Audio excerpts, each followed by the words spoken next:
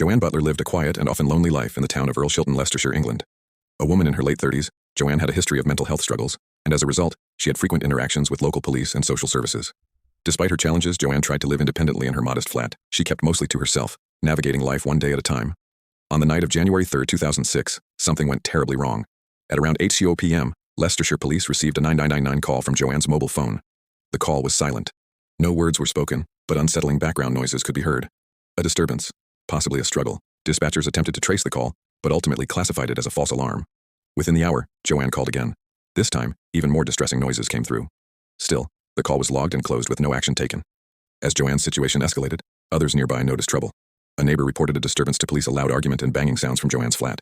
Another man complained his car had been damaged. Yet again, no officers were sent. What no one realized until it was too late was that Joanne was fighting for her life. Trapped inside her home, she was being brutally attacked. Her silent pleas were ignored, dismissed as nuisance calls from someone with a history of false alarms. It wasn't until early the next morning on January 4th that firefighters were called to the scene. A blaze had broken out in Joanne's flat. Once the fire was extinguished, a tragic discovery was made. Joanne's lifeless body lay on the floor. She had sustained devastating head injuries, her skull crushed by repeated blows. The fire had been set deliberately, clearly an attempt to cover up the crime. The community was shaken. A woman known to be vulnerable who had reached out for help multiple times was now dead in her own home. The failure of the system to respond became immediately apparent. The investigation quickly focused on Sean Wilson, Joanne's downstairs neighbor.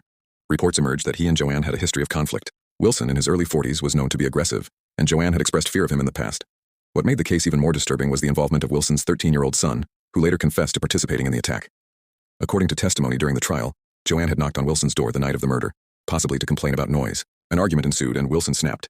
He and his son then launched a vicious fatal assault on her. Afterwards, they attempted to destroy the evidence by setting the flat on fire. In November 2006, justice was served. Sean Wilson was convicted of murder and sentenced to life in prison. His teenage son, who admitted his role, received a detention and training order. The judge described the murder as a brutal and cowardly attack on a defenseless woman. But while the killers were behind bars, questions remained about how Joanne was failed by those sworn to protect her. The Independent Police Complaints Commission, IPCC, conducted a thorough investigation into the handling of her emergency calls. Their findings were damning. Police had been called to Joanne's address over 20 times in 2005, yet when she made her final desperate 9999 calls, no risk assessment was conducted, and no officer was dispatched. The IPCC stated clearly that Joanne was let down by a system that did not take her seriously.